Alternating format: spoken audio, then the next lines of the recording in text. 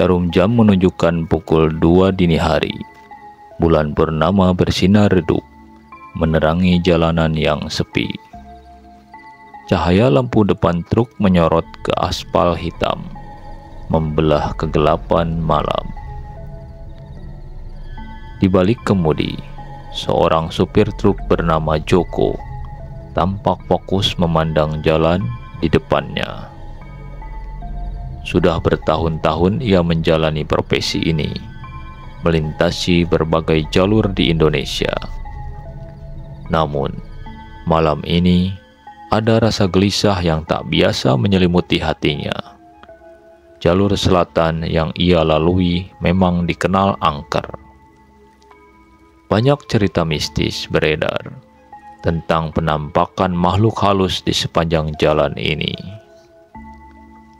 Joko biasanya tak terlalu mempercayai hal-hal seperti itu. Namun, malam ini suasana yang mencekam membuatnya sedikit merinding. Tiba-tiba, dari kejauhan, Joko melihat seberkas cahaya yang menyilaukan. Cahaya itu berasal dari sebuah truk besar yang melaju kencang dari arah berlawanan. Truk itu berwarna hitam legam, seakan menyerap semua cahaya di sekitarnya.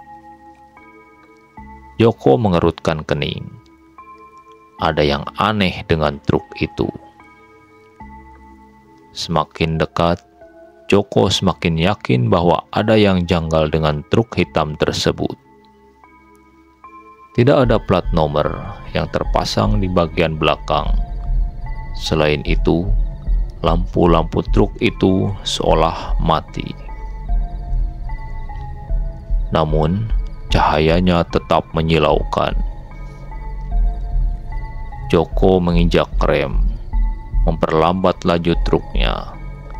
Ketika kedua truk berpapasan, Joko sempat melirik ke arah kabin truk hitam itu.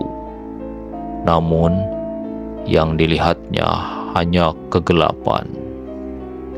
Tidak ada sosok manusia yang terlihat di balik kemudi. Joko merasakan hawa dingin menusuk tulang.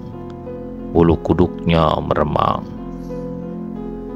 Setelah truk hitam itu menghilang di kejauhan, Joko merasakan jantungnya berdebar kencang. Ia berusaha untuk tidak memikirkan kejadian tadi. Namun, rasa takut terus menghantuinya. Joko terus melanjutkan truknya, berharap segera sampai di tempat tujuan. Beberapa saat kemudian, Joko melihat sebuah warung makan di pinggir jalan. Ia memutuskan untuk berhenti sejenak untuk menghilangkan rasa takutnya. Sambil menikmati secangkir kopi panas, Joko bercerita kepada pemilik warung tentang kejadian aneh yang baru saja dialaminya. "Wah, Mas Joko, jalur selatan memang terkenal angker," kata pemilik warung. "Banyak supir yang pernah melihat truk hitam itu. Konon katanya, itu adalah arwah penasaran seorang supir yang tewas dalam kecelakaan di jalan ini." Joko terdiam mendengar cerita pemilik warung. Ia semakin yakin bahwa apa yang dialaminya tadi adalah nyata. Setelah selesai minum kopi, Joko kembali melanjutkan perjalanannya. Namun, rasa takutnya belum sepenuhnya hilang. Semakin larut malam, suasana semakin mencekam. Jalanan semakin sepi, hanya suara mesin truk yang menemani perjalanan Joko. Tiba-tiba, dari belakang, Joko mendengar suara klakson yang nyaring. Joko langsung menginjak rem. Ia menoleh ke belakang. Namun, tidak ada kendaraan lain di belakangnya. Joko semakin ketakutan. Ia merasa seperti sedang diikuti oleh sesuatu. Ia terus melanjutkan truknya dengan kecepatan tinggi, berharap bisa segera menjauh dari tempat angker itu. Namun, suara klakson itu terus mengikutinya. Hingga akhirnya, Joko sampai di sebuah kota kecil. Ia memutuskan untuk menginap di sebuah hotel. Setelah memarkirkan truknya, Joko langsung masuk ke kamar hotel dan mengunci pintu.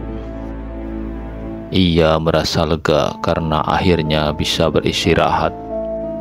Namun, saat hendak tidur, Joko mendengar suara ketukan di jendela kamarnya. Joko menghampiri jendela dan mengintip keluar. Alangkah terkejutnya Joko ketika melihat sebuah truk hitam terparkir di depan hotel.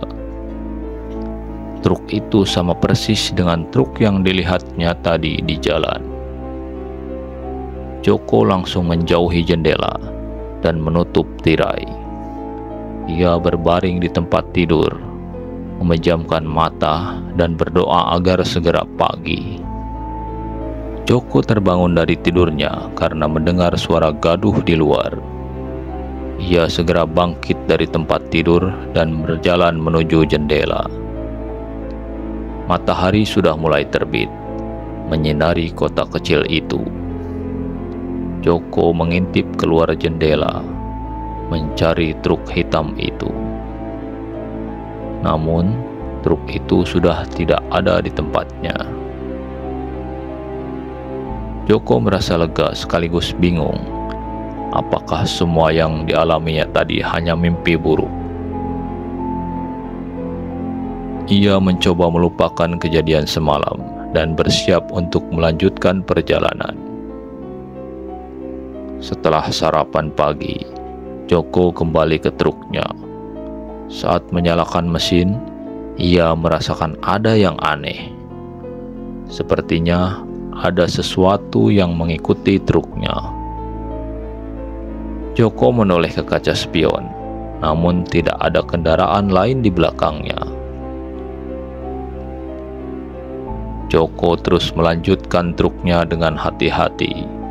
Sesampainya di jalan yang sepi, Joko kembali merasakan kehadiran sesuatu yang mengikutinya. Kali ini, ia mendengar suara langkah kaki yang mengikuti di belakang truknya. Joko semakin ketakutan. Ia menginjak pedal gas sekuat tenaga, berharap bisa menjauh dari makhluk halus yang sedang mengganggunya. Tiba-tiba, ban truknya meletus. Joko terpaksa menghentikan truknya di tengah jalan. Ia turun dari truknya dan memeriksa ban yang pecah.